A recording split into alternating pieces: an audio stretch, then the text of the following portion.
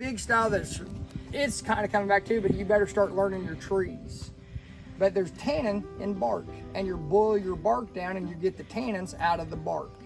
You have to do a process of boiling and boiling and boiling and boiling, and you just keep on putting bark in there, and you have different batches. And then you have a vat that you're dumping your skin into, and every day you get it out, stretch it out, wring it out, everything like that, put it back in there. And so if you have availability to do that 4 times a day, that's a pretty good way to do it. Any way I do it, it's going to take you way more time. Yeah. You're doing a chemical style tan, and it's speeding up the process. Yeah. I'm doing it how they'd have done it. And so the other way that I really like is brain tanning. So you're going to go through and you're going to flesh out the same way. You're going to take the brains of the animal. Yeah. Mix that up into your vat, and then that's going to go into your vat down there, and you're going to take and you do the same process. It's the brains. And then after both of those get done though, and the tannin style, you don't have to smoke them out, but with the brains, you got to smoke them out. And so that means you got to find some punky wood. So you're looking for that sponge stuff. Yeah, the spongy termite mounds, ants being broke down. You want soft wood, because what that is you're going to dunk it down in water. You're going to have coals built up, and you're going to put that wood on top of those coals. You do not want any kind of flame at all. As soon as you have a flame, you ruin your hide. Yeah. It has to be a slow smoke, and you want as much smoke billowing out of there as much as you can. Yeah. And so it's a constant fire watch. You do not want to have a fire. So this, like a day like today, where you could have a hot breeze come up, and all of a sudden you have a flare up. And so, yes, there's a bunch of them. And dude, I love hunting squirrels, man. It's a lot of fun. You need to get you a squirrel dog. Yeah, man. I was trying to get some, but they won't let me, man. I was saving parents. up for one. Man, yeah, I was even parents. looking at this mountain cur, man. I knew the exact one. There's this company that trains them and stuff. Yeah. I wanted to get one from, but they wouldn't let me. It keeps you on your toes, don't it? You stay up a lot of nights going, what is this? Don't worry, I was the same way. You can see why you're saying, I think you turned out all right. This is him, you're him in 30 years or whatever. Yeah, well, I'm 240, but that's okay. 240, and yeah. So, but yeah, how you doing today? And so, but anyway, so yeah, there's a bunch of different ways that you can do it. Those are the 2 main ways that we're going to do it. So you use brains? Yeah, I you use take the brains. brains of the animal and then you just boil it with water. Beaver? You tell me. You're the one trapping. Yeah, we got a beaver up at our cabin that we shot. Yeah, it looks like a beaver to me. Is that right? Is that You sure? That's my best guess. Cece, what do you think? I'm probably gonna go with him. Yeah. It looks like one of those. Cece's not having it. We're not into any of that. Dude, we have You want some. to feel? We have some. What's your name? Get up in here. If I'm going to travel by myself, I need to join the You group. got to get up in here and get on my. Stretched That- out. that the feels others a are lot always like stiff. So that's the difference between brain tanning. So with your chemical tan, you're really gonna have to work in them hides. Yeah, just Brain tanning stretch the fibers and out.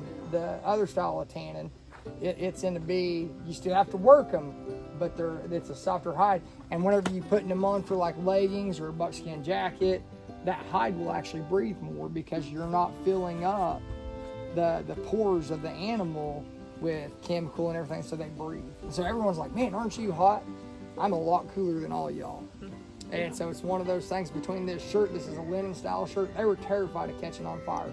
And so the linen, if you actually see, I don't know if you can see how see-through that is.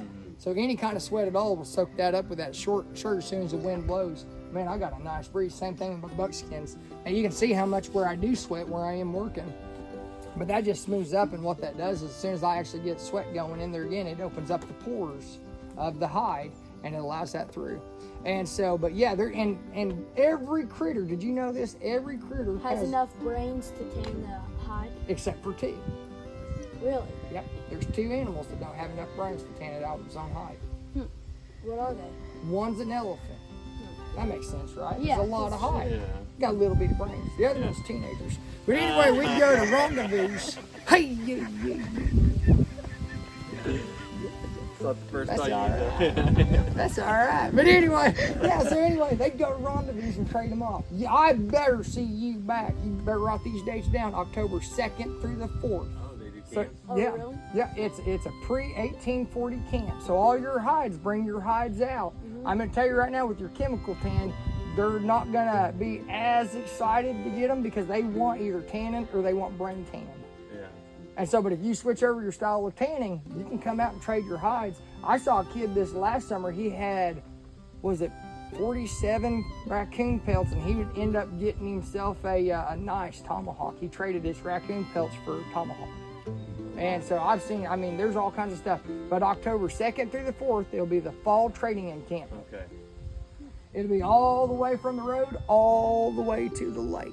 It is open to the public. We'd love to have you guys out. Bring lots of walk around money though, because you're gonna find stuff you didn't even know you wanted. I bet you even Cece will find something she likes. Oh, yeah. And so maybe. But anyway, we'll have guns, knives, tomahawks, any kind of fur you can think of, blankets, and then of course candy, jewelry, toys, all that fun stuff. Not to mention all the demonstrations. So any questions other on, you'll get to see a lot of the guys tanning out and working hides, showing you how it's done, different processes, so on and so forth. And so then there's bow making, flint knapping, seed beating, wool spinning, blacksmithing, flint knapping, you name it, we'll have it out here. And so there's tons of demonstrations, and of course all the cooking demonstrations, so you can maybe not burn the biscuits next time, okay? When's them dates? October 2nd through the 4th. If you forget those dates, you go on Woolaroc, go to events. It'll be the Fall Traders Encampment.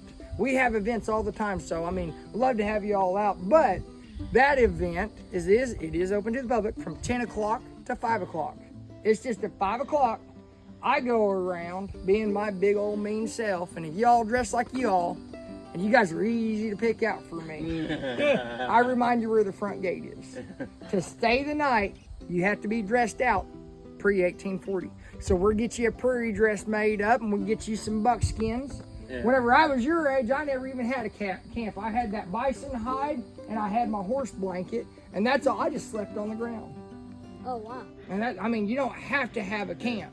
That being said, I also lived off of hardtack beef jerky. And so it's one of those things that, I was all right. And then, I mean, I'll teach you how to camp dog. That's where you go around with a little bowl and you look hungry and everybody will feed you. Yeah. It's a lot easier when you're young and cute. Yeah. And so, Dude, I did that at Brahms one time. Gave me free French fries. but yeah, so it is a lot of fun coming out. Like I said, we have tomahawk competitions, bow and arrow competitions, all the shooting competitions. Top shot for the shooting gets a bison skull. And so, I mean, but I'm going to tell you right now, you better bring your A game. Is it clay pigeons? We did do clay pigeons this last spring, but it's mainly steel targets. Oh, yeah. And it's all pre-1840 guns. Now, you're not going to bring in your you're not bringing in your new one. So your black powder. Your black powders. Yeah, everything's pre-1840. And so we're just putting a nix on that right now. You show up with your brand new, Mossberg. yeah, there it is. You're out. And so I won't even let you get down off the hill. But anyway, they go to rendezvous. Do you remember what they were trading them off for? Why was the fur market so high in the 1820s to 1840s? I don't know.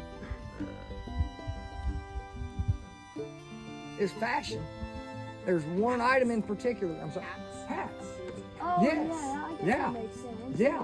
They'd ship them back east. If they didn't need them back east, then they'd ship them across the pond to England. That's where they try to speak English, but it comes out real funny. They'd shave the hairs completely off, mix that with wool, mash it down into a felt, a blank, they call them blanks, and then dunk it down into mercury, and then they'd stretch them out and they'd make hats. And that's how they were making the hats. There's just one problem with one of those ingredients. You guys already know. There's a Mad Japanese Sika. That's right. Mad as a hatter. That's where that came from, is that point in time of history, is all them hatters.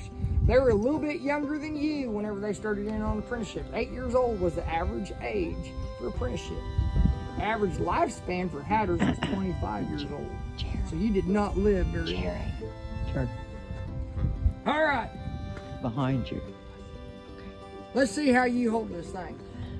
And so what we'll do is I'll actually go through and I'll touch this up just a little bit. Did you make this out of a kit? No, sir. I bought it and then I redid it. And so I guess it's kind of a kit because I just got done refinishing it.